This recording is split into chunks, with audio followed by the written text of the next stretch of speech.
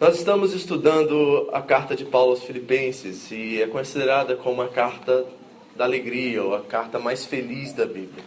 Nós vamos pôr essa carta nos próximos meses, não sei quanto tempo isso vai demorar, estamos apenas no capítulo 1 e na terceira ministração dessa série, nesta carta. E antes de entrar no texto em si, que nós vamos dar continuidade hoje, eu só gostaria de aproveitar com muita sensibilidade, deixa eu dizer isso bem claro, a tese que eu mostrei, os 5 princípios que eu passei para vocês, que norteiam esse estudo na carta de Filipenses, a qual são os 5 princípios pelo qual nós devemos descobrir a alegria. Lembre-se que eu disse que a alegria não é algo que você constrói, não é algo que você fabrica, não é algo que você faz acontecer, é algo que você descobre no caminho. Na caminhada cristã, na jornada de fé, nós vamos descobrindo características da alegria que estão muito além desse mundo. Por exemplo, ela é algo que está além das circunstâncias da nossa vida. Ela é indestrutível, imperfurável. Tem certas características da alegria que são extraordinárias e nós precisamos experimentá-las. E nós descobrimos e experimentamos isso através do caminho. Mas, mais uma vez, eu fui confrontado essa semana se esse era o momento correto para essa série. Falar sobre alegria diante de tanto sofrimento e tanta dor. Essa foi uma semana pesada. Deixa eu dizer uma coisa para vocês, pessoal, da minha parte. Eu nunca senti tanta dor e um incômodo, assim, um desconforto tão grande por pessoas que eu não tenho um mero conhecimento, não são desconhecidas da minha parte.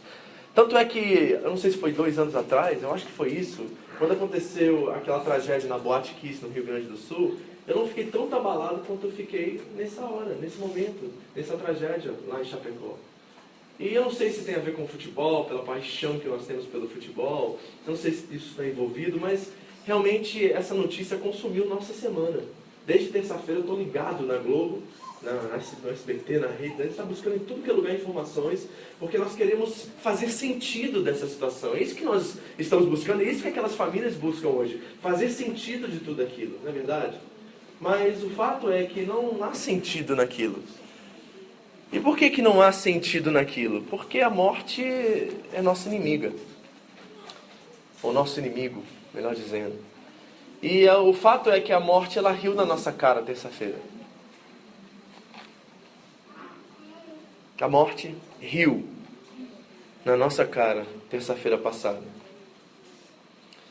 E o apóstolo Paulo diz em 1 Coríntios 15 que o nosso último inimigo, ainda a ser aniquilado, vencido, é a morte. A morte é nossa inimiga número 1, querido. A morte é uma das coisas mais incompreensivas, mais perplexas que nós experimentamos, ainda mais quando ela acontece de forma precoce, não é verdade? Quantos jovens foram ceifados ali naquele acidente com 20 anos de idade?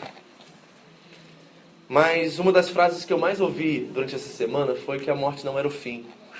E uma das coisas interessantes sobre isso é como a esperança, ela é algo intrínseco do ser humano. Por mais que a ciência, e os combatentes da fé tentam dizer que o mundo só jaz no natural, que não há nada além do natural, que nós somos matéria ou química e nada mais do que isso, essa esperança que é algo subjetivo continua vivo e ardendo dentro do coração de todos os homens. O que eu presenciei essa semana, eu acredito que nesses 40 anos de vida eu nunca vi igual como o que aconteceu lá na Colômbia. Que coisa extraordinária e incrível. E como o ser humano, quando ele promove o bem, ele tem uma capacidade de apresentar o Criador de uma forma incrível. Aquele estádio na Colômbia, onde eles, na hora do jogo, fizeram toda aquela homenagem, e as pessoas, milhares e milhares de pessoas do lado de fora, com velas e etc., chorando a morte de alguém desconhecido de outro país, de outra cultura, aquilo mexeu demais comigo. Eu nunca vi uma coisa igual a elas. O espírito de solidariedade é algo extraordinário. E se você não consegue ver Deus nisso, eu não sei onde você vai vê-lo. As cenas foram muito fortes essa semana. Mas o que gritou mais alto na minha alma, e espero que na sua também, é o ato de amor e de solidariedade que os seres humanos de culturas e países diferentes demonstraram para com esses 76 que morreram nesse acidente.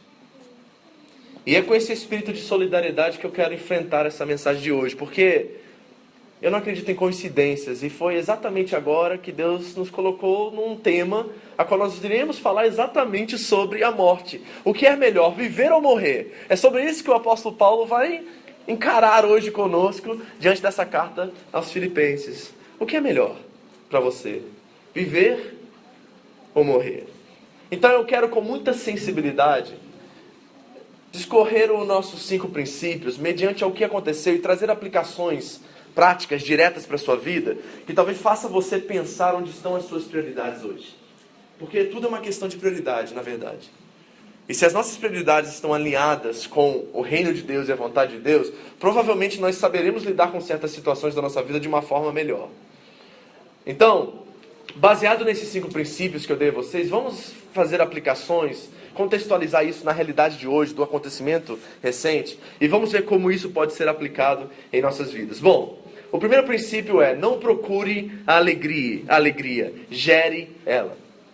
Você reparou a euforia que tomou conta daquela cidade, daquele time de futebol e dos seus representantes durante a sua trajetória, por exemplo, na Copa Sul-Americana, a qual um time de interior, um time pequeno, que tem somente aí 40 anos, 42, 43 anos de vida, conseguiu chegar?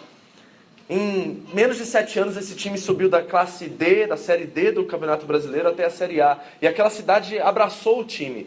E aquela alegria ali, depois daquele goleiro defender aquele gol lá na linha do gol e eles classificarem para a final, tomou conta daquela cidade de uma forma extraordinária e tão grande que transformou aquela cidade.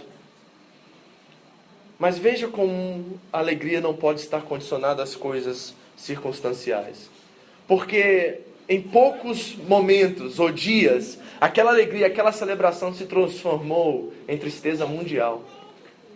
E o fato é, queridos, a aplicação que eu tenho para vocês é a seguinte: é que todos nós adoramos algo. A adoração é intrínseco do ser humano. Todo ser humano adora alguma coisa. O problema é que muitos seres humanos adoram alguma coisa que está do lado de fora deles e não algo que está dentro deles.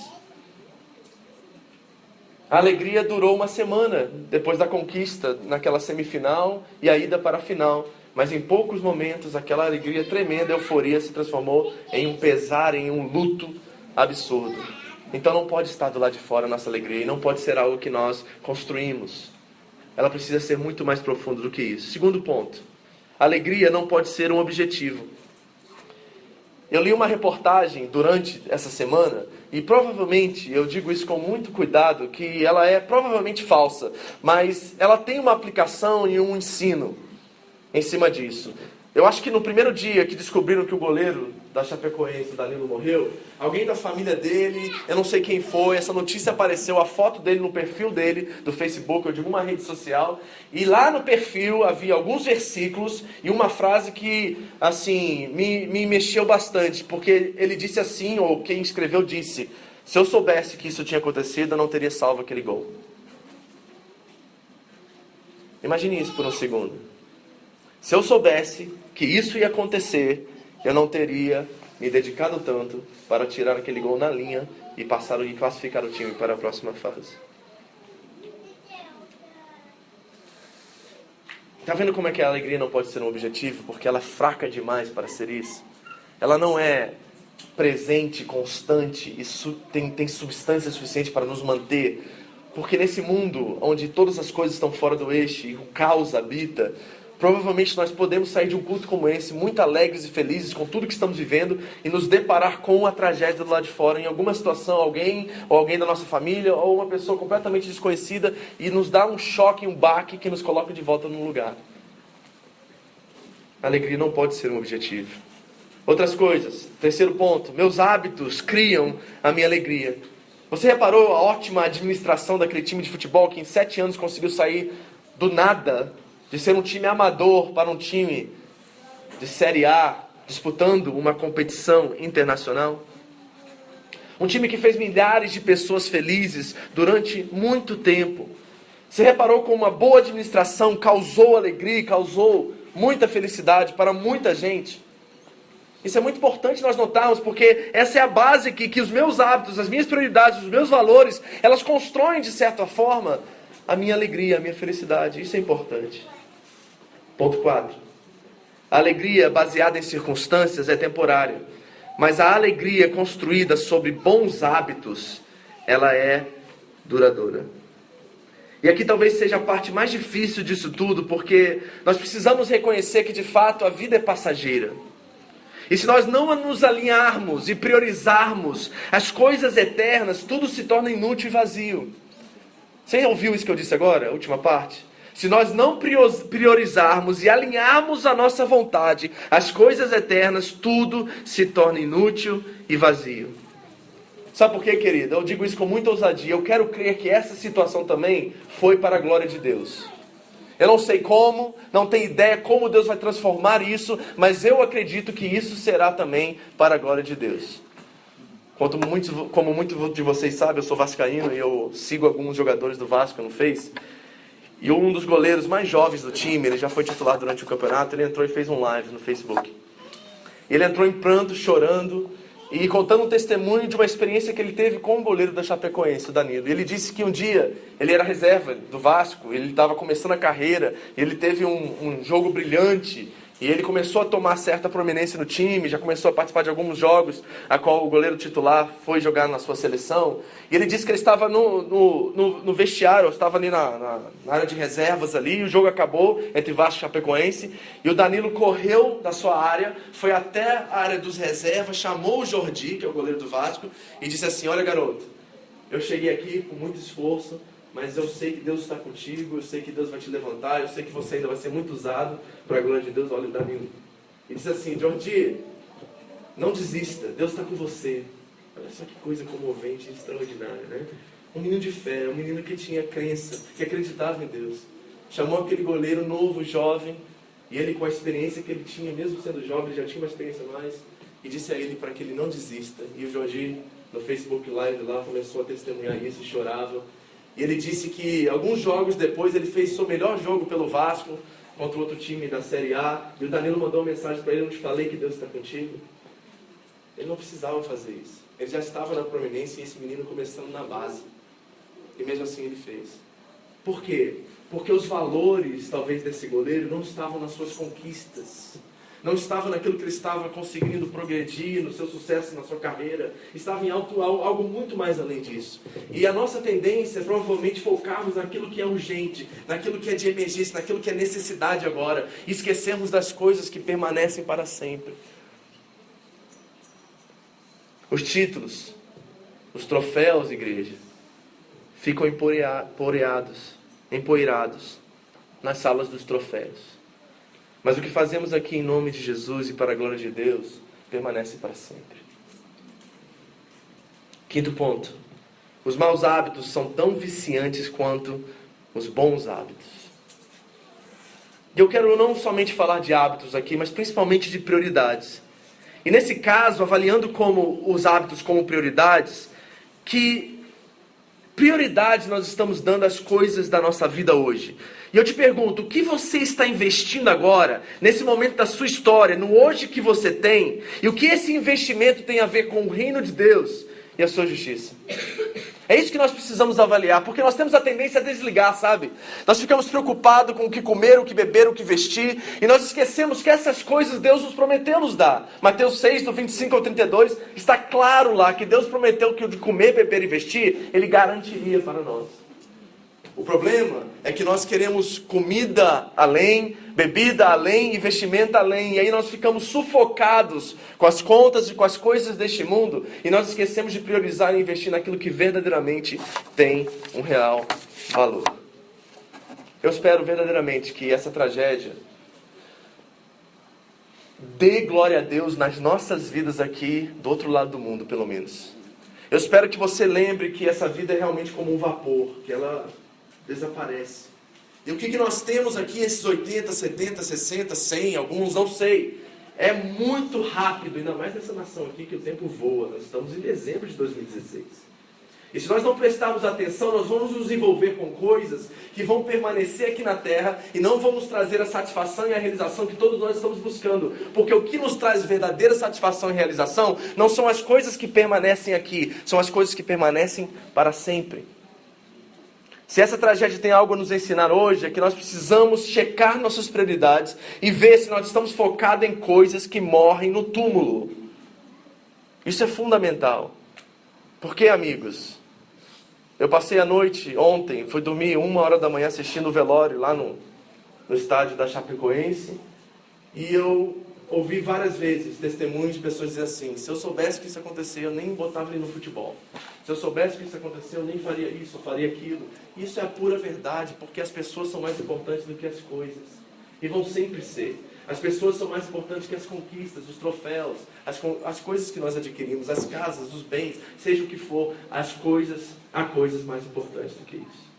E essa é a lição que nós precisamos aprender com tudo isso. E hoje, especificamente, nós, pela graça de Deus, acredito, nós vamos trabalhar um texto a qual eu espero trazer consolo e trazer esperança. E uma esperança que é verdadeiramente indestrutível, que é verdadeiramente imperfurável para você. Essa é a esperança nossa, que Cristo conquistou na cruz por nós. E nós não podemos perdê-la de vista. Nós precisamos manter nossos pés no chão, nosso coração em responsabilidade diante de Deus, mas não esquecer jamais que coisas melhores e maiores nos esperam.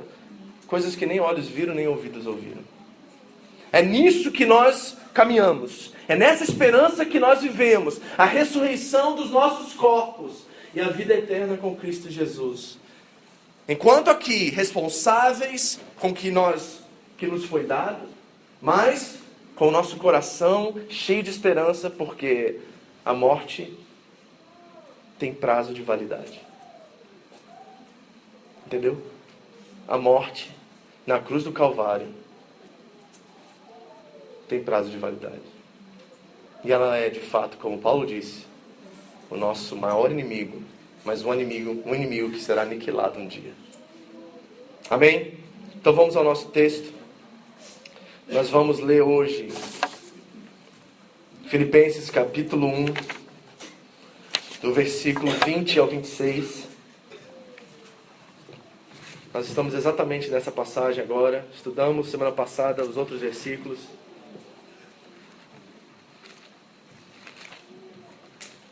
Filipenses capítulo 1, versículos 20 ao 26. Todos acharam?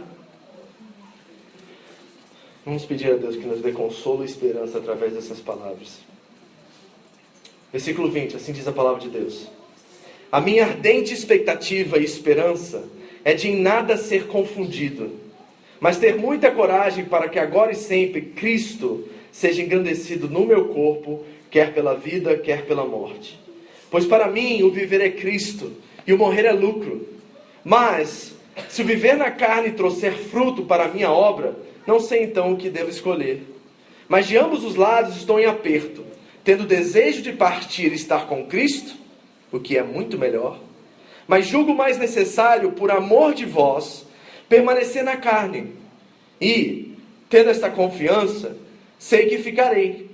E permanecerei com todos vós para o vosso progresso e gozo na fé, para que o motivo de vos gloriardes cresça por mim em Cristo Jesus, pela minha presença de novo convosco. Amém? Está assim na sua palavra? Amém. Primeira coisa, Paulo disse, a minha ardente expectativa. Essa frase está em 2 lugares na palavra de Deus, em 2 cartas de Paulo. A outra parte que Paulo descreve essa ardente expectativa está exatamente em Romanos capítulo 8, no versículo 19, qual ele diz assim, minha ardente expectativa está esperando a manifestação da revelação dos filhos de Deus. A ardente expectativa é que os filhos de Deus se alistem, que os filhos de Deus se coloquem à disposição, que brilhem, que sejam pequenos Cristo, como muito bem o Luiz e a Sandra expuseram para nós aqui hoje. Essa é a ardente expectativa do apóstolo. E agora, Paulo, aqui na carta aos Filipenses, a questão da morte para Paulo não era algo filosófico, era algo real, era algo que ele vivia na sua carne. Ele estava preso, como muitos de vocês sabem, esperando a sua sentença e provavelmente uma sentença de morte, porque Paulo estava declarando ao redor da cidade, em toda a Grécia, que Cristo era o rei e não mais César.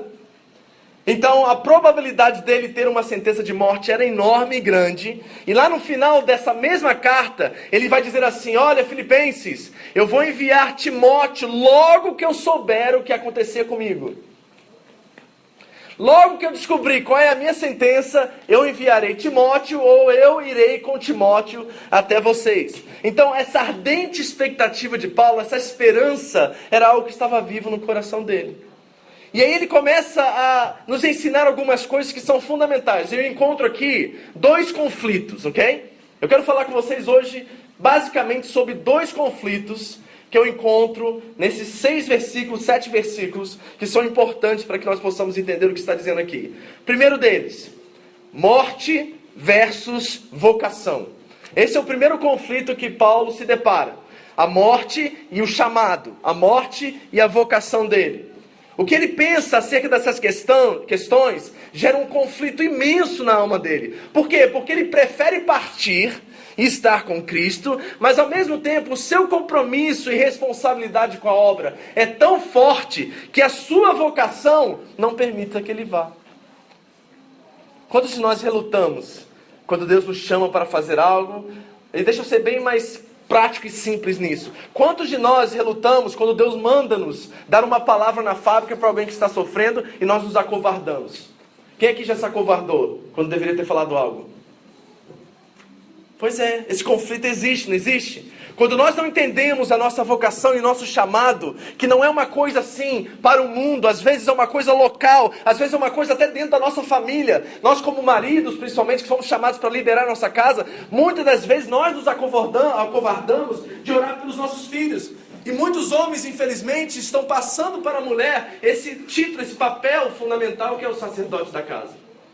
Nós estamos nos acovardando o tempo todo. Isso é real em todos os aspectos da nossa vida. E Paulo vai dizer que, embora ele prefira estar com Cristo, porque ele já foi até o terceiro céu e sabe exatamente como é que é lá em cima, ele diz assim: eu prefiro, por amor de vocês e pelo meu chamado e minha vocação, permanecer aqui, porque a vocação para mim é algo extraordinário e algo fundamental. Eu quero ler com vocês um texto, e eu quero que você abra comigo, em 2 Coríntios, capítulo 1. Eu vou ler aqui da tradução da Mensagem, porque fala mais a nossa língua, mas eu quero que você acompanhe na sua tradução aí, 2 Coríntios, capítulo 1, versículos 7 a 11. E deixa eu dizer uma coisa para vocês que é muito importante. A carta de Paulo aos Coríntios foi escrita praticamente nessa mesma época. Filipenses e 2 Coríntios foi escrito praticamente na mesma época. Então Paulo está com as mesmas coisas na cabeça enquanto ele escreve aos Filipenses e escreve aos Coríntios. Ok? Então 2 Coríntios 1, de 7 a 11 diz assim: amigos, acompanha aí que a tradução é da Mensagem, tá? Amigos, não queremos que vocês continuem sem saber como foi difícil passar pelo que nos aconteceu na província da Ásia. Foi tão difícil que chegamos a pensar que era o fim.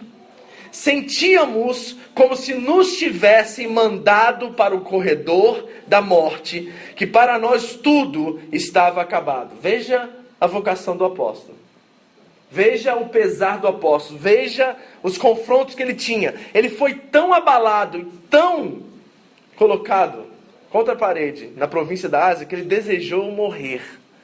Olha o peso ministerial que Paulo carregava. E mesmo assim, ele vai dizer para nós, e continua dizendo, que ele prefere ficar por amor de nós, e por amor daquela igreja, das igrejas locais, do que estar com Cristo e não ter que passar todas essas coisas que ele está passando. A vocação e o chamado ministerial para Paulo era algo tão forte quanto a sua esperança de ver Cristo novamente. Ele continua dizendo assim: mas quando tudo passou, foi a melhor coisa que nos poderia ter acontecido. Olha só o que ele diz: em vez de confiar em nossa força ou em nossa capacidade de nos salvar, fomos forçados a confiar totalmente em Deus. Uma ideia nada má, considerando que Ele é o Deus que ressuscita os mortos. E Ele o fez, resgatando-nos da destruição certa. E Ele fará tudo de novo. Nos resgatará quantas vezes forem necessárias. Vocês, Coríntios, e as suas orações são parte da operação do resgate. Também não quero que vocês fiquem na ignorância sobre a questão. Agora mesmo, posso ver os rostos da comunidade. erguidos em louvor pelo livramento que Deus nos deu, um resgate em que a oração tem um papel fundamental. Um resgate em qual a oração tem um papel fundamental. Paulo está glorificando a Deus pelos seus sofrimentos. E a igreja está em louvor também pelo seu livramento. Paulo começa a colocar a sua vocação e seu chamado numa hierarquia, numa prioridade tão alta, a qual ele começa a pesar em sua consciência e seu coração, se é melhor ele estar no céu com Cristo e parar de sofrer tudo aquilo que ele está sofrendo, ou estar no meio da igreja, porque a sua obra frutificará e muitos e muito mais irmãos estarão com ele na glória. Que coisa extraordinária é isso. E ele continua dizendo assim, pois para mim o viver é o quê?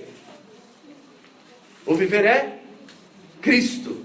E o morrer é lucro. Você pode dizer isso para duas pessoas? Para mim, o viver é Cristo e o morrer é lucro. Falou? Que bom. Agora, posso ser sincero? Eu duvido da sua intenção.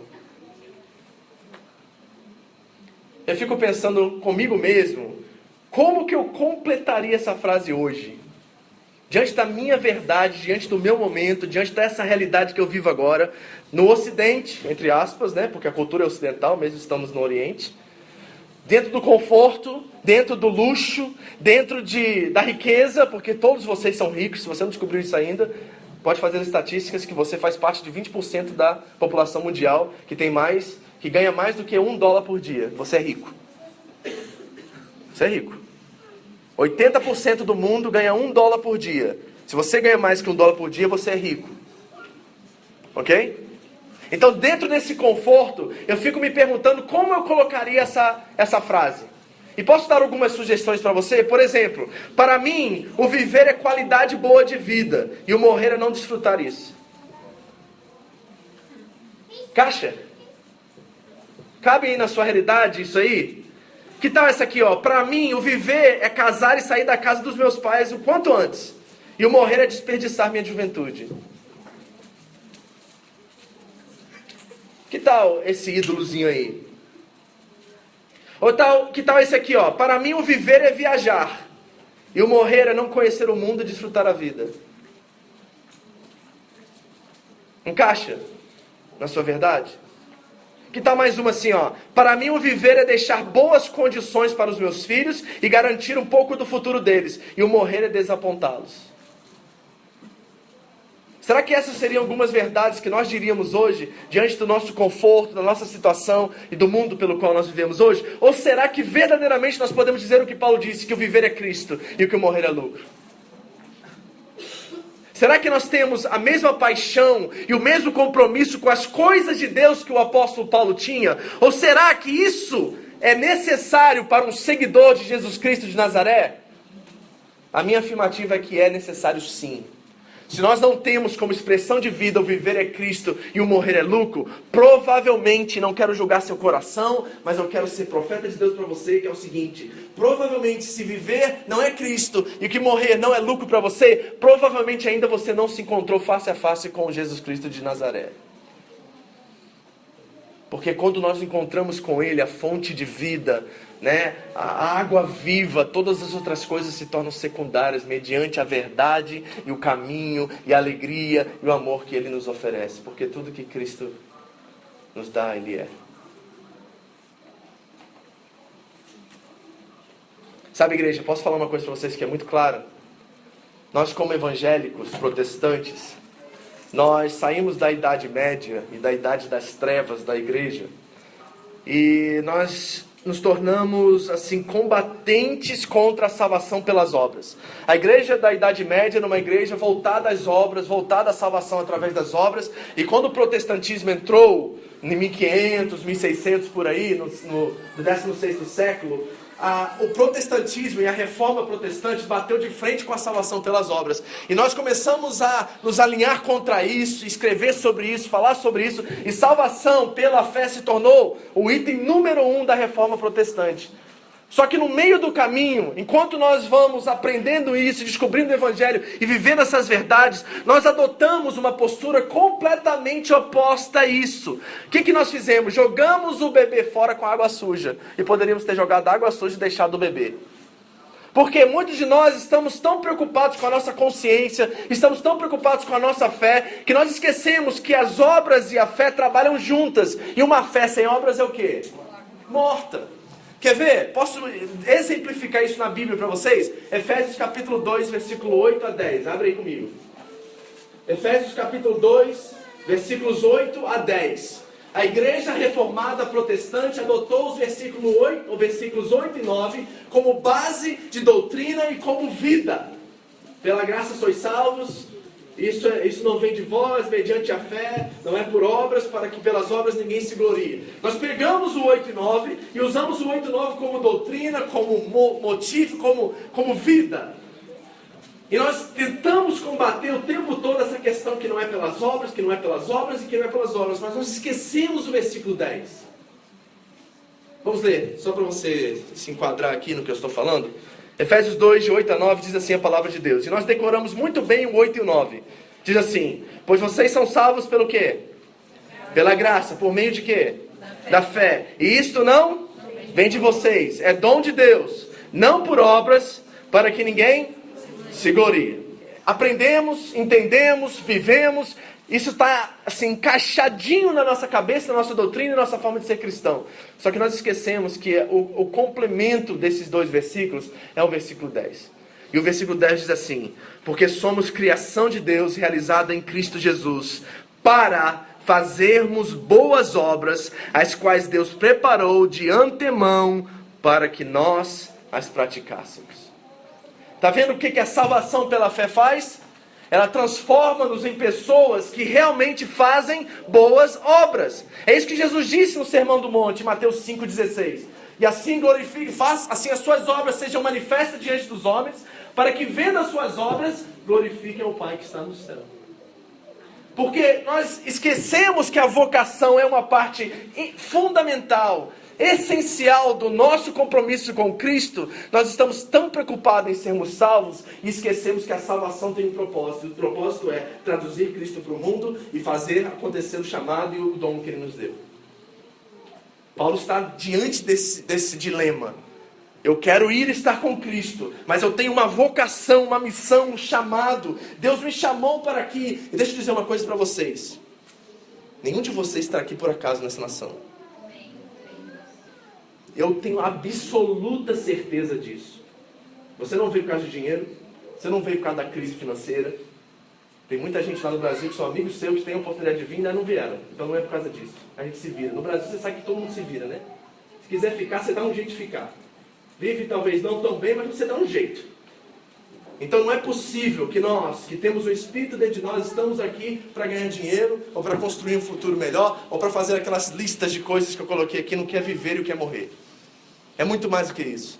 Então quando nós reconhecemos que esse chamado, que Paulo está nesse grande dilema e vivendo esse grande dilema, também habita em nós, nós começamos a ter uma postura mais firme e mais forte, de sermos usados por Deus, e deixar Deus influenciar-nos ao ponto de influenciarmos outros. Isso é fundamental. Então eu quero já apresentar para você o primeiro conflito. Morrer e estar com Cristo, ou cumprir o chamado que Ele me deu. Esse é o primeiro conflito, mas tem outro. Deixa eu te mostrar o outro conflito. Versículos 24 a 26. Abre aí, Filipenses 1. Deixa eu ler mais uma vez, só para a gente não perder aqui. Olha o 24 a 26. Qual é o primeiro conflito que eu disse? Morte e chamado. Morte e vocação. Vamos falar? Qual é o primeiro conflito? Morte e chamado. Vocação. Segundo conflito, 24 a 26. Mas julgo mais que necessário, por amor de vós, permanecer na carne. E tendo esta confiança, sei que ficarei e permanecerei com todos vocês, para o vosso progresso e alegria na fé, para que o motivo de vos gloriardes cresça por mim em Cristo Jesus, pela minha presença de novo convosco. Segundo conflito do apóstolo Paulo: benefício e amor. Ok? Benefício, diga, benefício e amor. Essa é outra grande luta interna dele. Você sabe que no capítulo 9 dos Atos dos Apóstolos, é o capítulo onde Paulo recebe o seu chamado, a sua vocação. Você sabe disso, né? Paulo estava a caminho de Damasco, e ele vê uma luz incrível, extraordinária, e ele cai, e ele se depara com Cristo, e Cristo pergunta: quem persegues? E ele diz assim: é Jesus. E ele tem uma experiência viva. Ele diz que, em outros testemunhos no livro de Atos, ele diz que ele viu o Senhor Jesus. E ali por 3 dias ele fica em jejum, cego, esperando que um homem chamado Ananias, chamado por Deus numa visão, fosse até ele. E a coisa incrível é como Deus se apresenta a Ananias. E o que Deus diz a Ananias acerca do chamado do apóstolo Paulo. Veja só em Atos capítulo 9, 15 e 16. Não precisa abrir, eu vou ler para você. Diz assim: mas o Senhor disse a Ananias: vá, este homem é meu instrumento, escolhido para levar o meu nome perante os gentios e seus reis, e perante o povo de Israel.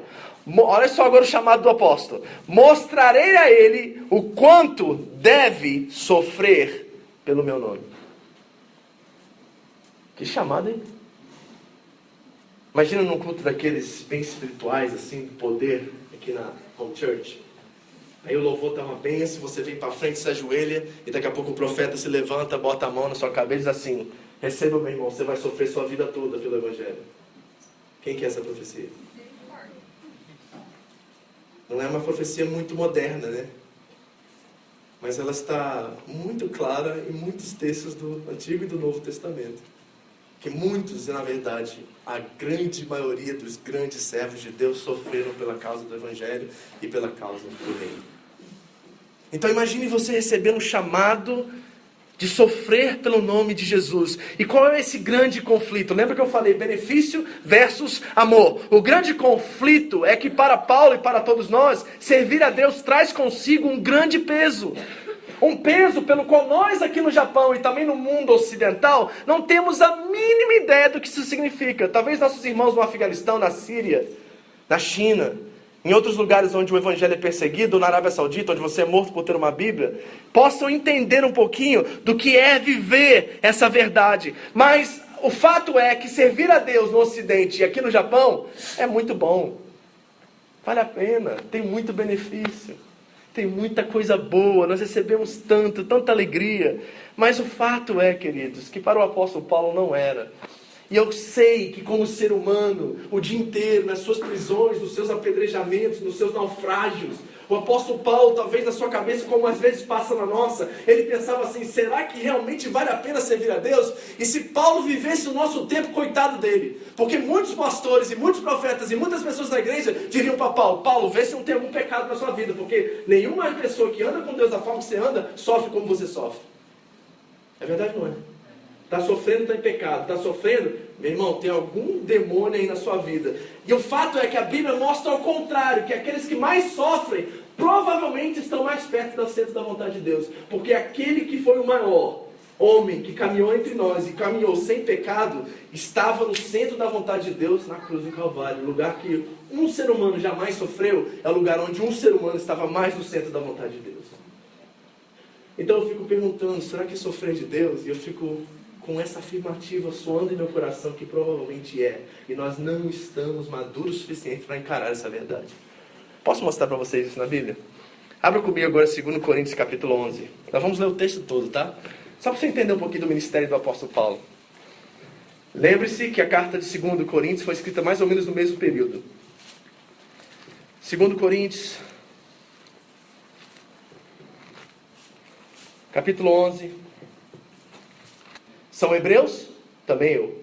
São israelitas? Também eu. São descendência de Abraão? Também eu. São ministros de Cristo? Falo como fora de mim? Eu ainda mais. Em trabalhos? Muito mais. Em açoites? Mais do que eles. Em prisões? Muito mais. Em perigo de morte? Muitas vezes. 5 vezes recebi dos judeus uma quarentena de açoites menos um. 3 vezes fui açoitado com varas, 1 vez fui apedrejado, 3 vezes sofri naufrágio, 1 noite e 1 dia passei no abismo. Em viagens muitas vezes, em perigos de rios, em perigos de assaltantes, em perigo entre patrícios, em perigos dos gentios, em perigos na cidade, em perigos no deserto, em perigos no mar, em perigo entre os falsos irmãos, em trabalhos e fadigas, em vigílias muitas vezes, em fome e sede, em jejum muitas vezes, em frio, em nudez, além das coisas exteriores, há o que diariamente pesa sobre mim, o cuidado com todas as igrejas. Currículo de sucesso ou de fracasso? Que tipo de currículo é esse? Agora, mediante isso que você acabou de ler, qual é o maior benefício? Qual é a luta interna? Qual é o conflito que está diante do apóstolo Paulo?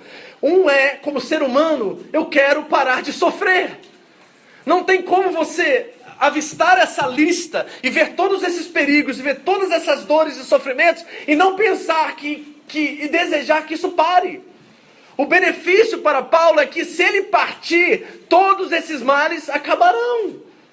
Glória a Deus, meus irmãos. Nós temos que ter esse tipo de humanidade também. Porque muitos de nós achamos ser blindados na fé. Achamos que em Deus podemos tudo. E que nada nos sobreverá. E lemos o Salmo 91 e o 23 como se fosse uma profecia. E mas não no sentido que às vezes nós adotamos. Você que consegue entender agora por que o apóstolo deseja partir? Consegue? Agora, pergunta que eu tenho para você em cima disso. Explica para mim como é possível ele considerar tudo isso por amor de vocês. É loucura, não é? Diante do currículo de sofrimento que você viu agora, coloque isso na balança do lado esquerdo. E aí o amor que ele tem pelas igrejas e o amor que ele tem por nós, porque essa mensagem chegou até nós e ele orava por nós também, aqueles que viriam depois. Então faz agora o balanço, amor pela igreja e por nós, e os sofrimentos que ele passava. Qual era o peso? E se eu dissesse para vocês que Paulo talvez desejaria sofrer 2 vezes mais do que negociar o amor que ele tinha por nós e pela sua igreja? É realmente um louco, não é esse homem? Fala comigo se ele não é louco. Vê se não tem alguém aqui que pode falar sobre loucura com a gente mais do que o apóstolo Paulo. Por isso que lá em 1 Coríntios, como ele falar sobre a loucura da cruz, ele sabe exatamente do que ele está falando. Porque ele sofreu. Olha, Jesus, esses açoites que ele disse que ele recebeu, quarentena menos 1, Jesus sofreu 1. Ele disse lá que sofreu quanto? Imagina isso por um segundo. Então, se eu dissesse para vocês que essa loucura que Paulo está representando, nos mostrando aqui, é um item necessário para nos tornarmos verdadeiros cristãos. Quer ver uma coisa muito interessante que eu descobri? A carta de Paulo aos Filipenses, de acordo com os estudiosos e teólogos, é a carta que menos faz citações ao Antigo Testamento. Na verdade, você tem que ser um mestre de exegese para você entrar na carta aos Filipenses e descobrir alguma menção do Antigo Testamento. Mas tem uma que aparece, e ela aparece exatamente dentro desse contexto a qual nós estamos conversando hoje. E sabe qual é o livro que o apóstolo Paulo menciona? O livro de Jó. Tem alguém que sofreu mais do que Jó? Se tem um livro considerado o livro do sofredor, é o livro de Jó. E exatamente no versículo 19 aqui de Filipenses 1, Paulo cita Jó 13, versículos 15 e 16, que eu vou ler para você agora, que diz assim: Jó dizendo, ainda que ele me mate, nele esperarei. Contudo, os meus caminhos defenderei diante dele, porque nele está a minha salvação. É isso que Paulo diz no 19. Paulo menciona a carta de Jó. E o que é que Jó nos ensina hoje? Diante dessa conversa, diante desses conflitos, diante dessa luta entre benefício e amor, vocação e morte, o que é que Jó está apontando para nós? Primeira coisa, que a vida é um sopro. A vida passa. Um dia, Jó estava celebrando seus bens, celebrando seus filhos, fazendo ofertas ao Senhor, porque ele temia que alguma coisa lhe sobrevinha. E de repente, do nada, ele perde tudo. Filhos, bens, doença, perde a sua saúde. Jó literalmente perdeu tudo que ele tinha. E naquele momento ele reconheceu que de fato a vida era um sopro. Olha o que diz o salmista no Salmo 144. Um homem é como um sopro, e seus dias são como uma sombra passageira. Olha o que diz Tiago, capítulo 4, versículo 14. Porque o que é a vossa vida? É um vapor que aparece por um pouco e depois se desvanece. E se nós não começarmos a entender verdadeiramente quão frágil e vulneráveis e quão limitados nós somos, nós vamos continuar a depender na nossa força, no nosso braço, e nós vamos desconsiderar Deus em nossos caminhos. O que Paulo está medindo aqui diante do conflito é ser fiel a Deus ou ser fiel a si mesmo. Aqui que está o grande conflito. É benefício, ou seja, partir, estar com Cristo e parar de sofrer, ou sofrer e servir a Deus fielmente. Esse conflito habita em cada um dos nossos relacionamentos, porque todos os dias você tem opções como essas. E eu posso ser bem prático e simplórico aqui no que eu vou dizer, e não se compara isso, eu sei, mas eu preciso trazer isso para a sua vida e fazer uma aplicação para você. Mas todas as vezes, marido, que a sua esposa te chama e diz assim, você pode lavar a louça para mim? Você está dentro desse conflito. Benefício ou vocação? Porque nós acreditamos em vocação e chamado ministerial dentro da igreja, mas não esquecemos que a maior vocação está fora do mundo, e principalmente dentro da nossa casa. É diante daquela pergunta que você tem benefício, sentar no sofá e continuar fazendo o que você está fazendo, ou buscar uma coisa para si mesmo, ou abrir mão do seu tempo, abrir mão da sua vontade em favor do outro naquele momento. Esses são conflitos hilários, engraçados, perante o que nós estamos conversando aqui agora. Mas se nós não conseguimos lidar com os pequenos, como é que nós vamos lidar com os grandes? Se eu não consigo renunciar à minha vontade para servir a minha esposa, como que eu vou renunciar à minha vontade para servir o meu Deus? Pergunta. Nós queremos as grandes coisas, nós queremos o máximo, nós queremos a bênção, mas nós não conseguimos lidar com os pequenos desafios, que são ferramentas e instrumentos de Deus, para nos ajudar a moldar nosso caráter, para que possamos experimentar lá na frente com maturidade o maior. É isso que está em jogo o tempo todo, diante das nossas realidades. E se nós acharmos-nos como algo ou alguém, diante desse vapor que é a nossa vida, que é a nossa história, de que é quem somos, nós vamos continuar dependendo disso aqui, querido. E aí você está construindo um ídolo. E quando uma gripe da barriga te baquear, você vai reconhecer que você não é forte o suficiente para nada. Quando aquele zangueou e aquele projeto financeiro que você tinha, por causa de uma doença, ficar uma semana em casa e não vai conseguir cumprir, você vai entender que de fato você é vapor e você depende completamente de Deus. Muitos são os projetos dos homens, não é verdade? Mas a resposta da língua, quem dá a última palavra é quem? Então a primeira coisa que Jó nos ensina é que a vida é um sopro. Segunda coisa, eu estou indo para o final. A segunda coisa que Jó me ensina é que nós devemos de fato colocar o reino de Deus e a sua justiça em primeiro lugar.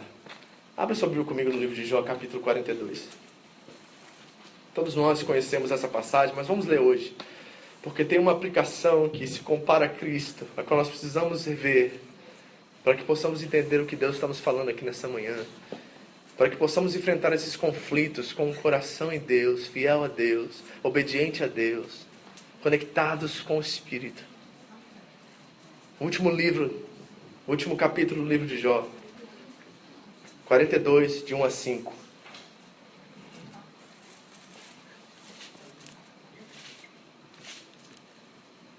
Acharam? Diz assim a palavra de Deus. E olha para mim um minutinho, parênteses, tá? Eu espero que essa seja a sua oração a partir de hoje. Eu espero que você adote essa passagem como passagem de vida. Tanto quanto a de Filipenses 1, que o viver é Cristo e o morrer é lucro, pode ampliar ainda mais esse conceito, mas quem saiba, nós que vivemos pela força do nosso braço, nós que temos planos e projetos, nós que temos uma confiança superficial em Deus, possamos adotar esses 5 versículos como norte, como jeito de viver. Jó diz assim: bem sei, Deus, que tudo podes, e nenhum dos seus propósitos pode ser impedido. Quem é este que sem conhecimento encobre o conselho? Por isso, relatei o que não entendia, coisas que para mim eram inescrutáveis e que eu não entendia. Escuta-me, pois, e eu falarei. Eu te perguntarei e tu me ensinarás. como ouvir dos meus ouvidos ouvi, mas agora te veem os meus olhos. Que tal adotar isso como jeito de se viver? Que tal nós realmente hoje, diante das catástrofes e tragédias que nós experimentamos recentemente, reconhecemos que a alegria de hoje pode ser a tristeza de amanhã e nós não podemos depender disso, que a vida de hoje, as conquistas de hoje podem tudo acabar numa tragédia, ou seja, qualquer acidente ou qualquer situação amanhã, e nós precisamos viver o hoje, porque o hoje é tudo que nós temos essa tendência absurda de ficar focado no futuro ou ficar preso no passado, e Jesus disse que o dia de amanhã pertence a Deus, Ele disse que hoje é tudo que nós temos, e nós ficamos ansiosos, preocupados, não dormimos à noite por coisas tão supérfluas, tão banais e tão efêmeras, que eu me preocupo demais na sua saúde espiritual devido a isso. Me preocupo demais, porque o seu foco está em outro lugar. Não estão nas coisas eternas, que têm verdadeiro valor, que permanecem para sempre, a qual nós podemos confiar, nós podemos depositar nossos pés, nós podemos colocar nossas famílias. É um altar que não se fende, é um altar que permanece, é Cristo esse altar. Porque Jesus foi o maior exemplo disso. E no Calvário, suas últimas palavras revelam a sua submissão a Deus e o seu entendimento de que sem Deus nada. Sem Deus nada. Porque Jesus disse assim no Calvário, antes de entregar o Espírito a Deus, Ele diz assim: Pai, como um ato de submissão, em Tuas mãos eu entrego o meu Espírito. E havendo dito isto, expirou. Jesus submeteu. Ele prendeu a obediência pelo que Ele sofreu. Pensa nisso. Ele não encarou o mundo com a sua força, energia, com a sua inteligência. Não. Toda hora Ele dizia: eu faço as obras que meu Pai mandou fazer. Eu estou submisso ao meu Pai. O tempo todo. E será que nós, diante de todo esse caos e tragédia que nós experimentamos recentemente, não precisamos também entender a mansidão, a imensidão do universo, a imensidão do nosso Deus, e dobrar os nossos joelhos mediante as nossas propostas, planejamentos, ideias, achômetros, e dizer assim: Deus, a minha vida é um sopro, e a única razão de eu estar de pé aqui agora é por causa da Tua graça e a Tua misericórdia, e eu não sei viver sem o Senhor, e eu preciso que o Senhor me coloque em juízo e disciplina, para que eu pare de tentar fazer as coisas do meu jeito, e eu confie plenamente no Senhor, porque amanhã pertence a Ti. O passado o Senhor já esqueceu, no Calvário com o Teu sangue, e o que eu tenho agora é o presente, a minha vocação, a minha missão, a minha obediência, a minha fidelidade. Tudo que eu tenho está em Ti. Eu não tenho outro bem além de Ti. Será que essa é a nossa oração hoje, igreja? Ou será que nós ainda estamos dependentes e confiantes em coisas que passam? Como a euforia, como a alegria, como as conquistas e os troféus, diante da experiência que nós tivemos recentemente. Será que ainda nós temos a coragem de olhar para tudo isso e achar que nós podemos viver uma outra história, ou pode ser diferente conosco, ou nós podemos, pela nossa inteligência ou força, conquistar mais, ou ter mais, ou realmente conquistar aquilo que está diante de nós? Será? Benefício ou amor? E nós vamos estudar em poucas semanas o capítulo 2 de Filipenses. E no capítulo 2 de Filipenses, no versículo 6, diz assim: Jesus não teve por usurpação, ou não tomou a força ser igual a Deus, mas antes se esvaziou de si mesmo. Ele se humilhou e se tornou semelhante aos homens, e sendo achado na forma de homem, foi obediente até a morte, e morte de cruz. Eu não sei em que momento da sua vida você está, mas eu sei de uma coisa, que a vida não é sobre nós. A vida não é sobre nós. E eu comecei dizendo para vocês hoje, diante dessa tragédia que nós experimentamos recentemente, do peso que isso trouxe, como é que nós damos uma resposta a isso? Porque não faz sentido. Se nós olharmos a isso humanamente, não faz o menor sentido a morte de tantos jovens e tantas pessoas com grande possibilidade de sucesso, de avançar na vida, e tantas famílias que sofrem, tantos filhos perderam seus pais, se tornaram órfãos. Não faz sentido humanamente olhar para isso. E teve uma situação que aconteceu também essa semana que me chocou e me revelou verdadeiramente que o Cristo vivo, ressurreto, ainda está entre nós e Ele é visto através dos seus. No momento, no campo da Chapecoense, os repórteres com os familiares foram entrevistar a esposa do goleiro Danilo. A mãe do goleiro Danilo. E conversa vai, conversa vem, o repórter perguntando a ela como ela está lidando com aquela situação, e ela explicando para ele quanto é difícil, revelando que a angústia de os corpos não chegarem, os caixões não chegarem, como era difícil ela não ter o filho dela por perto, enterrar e dar um fim naquela situação, tudo mais, e a frustração dela e tudo mais. E naquela conversa vai uns 5 minutos e ela para no meio daquela conversa, olha nos olhos daquele repórter e diz assim: posso fazer uma pergunta? E no meio do seu sofrimento, no meio da sua dor, que nós não temos a mínima ideia do que é isso, não temos a mínima ideia do que é perder um filho para uma mãe, deve ser a pior dor que um ser humano pode sentir, porque acredito foi essa dor que o pai sentiu quando o filho estava na cruz. É a pior dor que um ser humano pode sentir, e no momento dessa dor, a qual ela deveria ser consolada, abraçada, amada, protegida, ela olha nos olhos daquele repórter e pergunta, e diz assim para ele: posso fazer uma pergunta? Ele diz: claro. Como é que você está se sentindo com a morte dos seus irmãos de profissão e da mídia?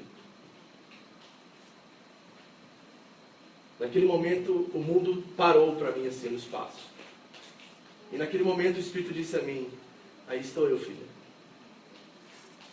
Porque é na consolação que eu fui consolado que eu consolo. É aí que meu Espírito habita, filho. Que quando eu deveria estar sofrendo por benefício, eu demonstro amor.